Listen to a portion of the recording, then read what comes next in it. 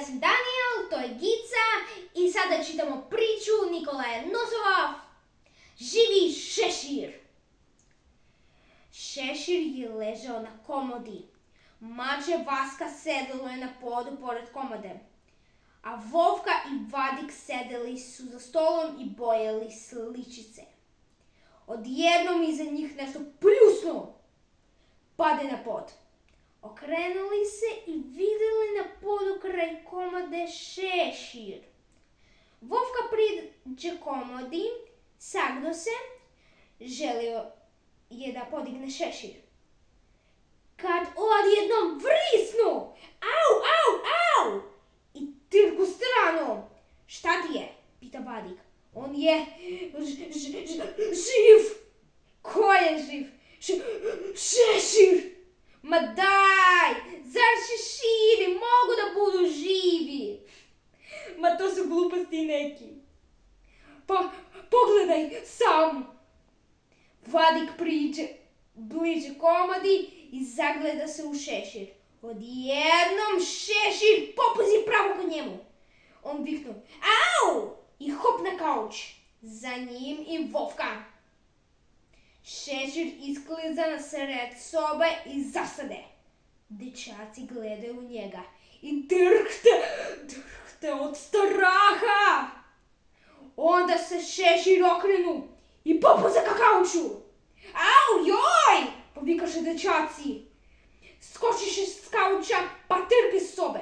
Dotrčaše u kuhinju i zaključaše vrata za sobom. Ja odlazim, kaže Vovka. Kuda? Idem kući. Zašto? Bojim se šešira. Prvi put vidim da je šešir šeta po sobi. A možda ga neko vuče za kanapčić. Pa idi vidi.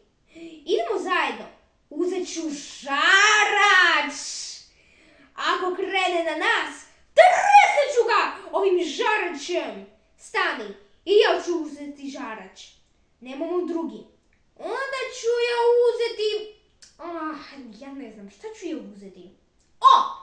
Skijaški štap. Uzeše žarač i skijaški štap. Malo odškrinu vrata i zavireše u sobu. Gde je? Pita Vadik. Eno ga kraj stola. Sad ću ga da tresnem žaračem, kaže Vadik. Samo neka priđe blizu, ta skitnica jedna. Ali šešir je ležao kraj stola i nije se pomerao. Aha, uplašio se, obradovaše se dečaci. Boje se da nam priđe. Sad ću ga da rasplam sam, reče Vadik. Počne da lupka po podu žarićem i viče. Ej ti, šeširu! A šešir ni da mrtne. Hajde da donesemo krompir i da ga gađamo krompirom, ovako! Predloži Vovka. Vratiše se u kuhinju, uzeše iz korpe krompir i stadoše da baci u šešir. Bacali. Najzad Vovka pogodi. Šešir skoči u vis. Mjau! Oglasi se nešto. Gle, ispod šešira proveri sivi rep, pa šapa, pa onda iskočiš samo mače. Vaska! Obradovaše se dečaci. Verovatno je sedeo na podu, a šešir je pao na njega s komode. Dosjeti se Vovka. Vadik zgrabi Vasku i stadi ga da grli.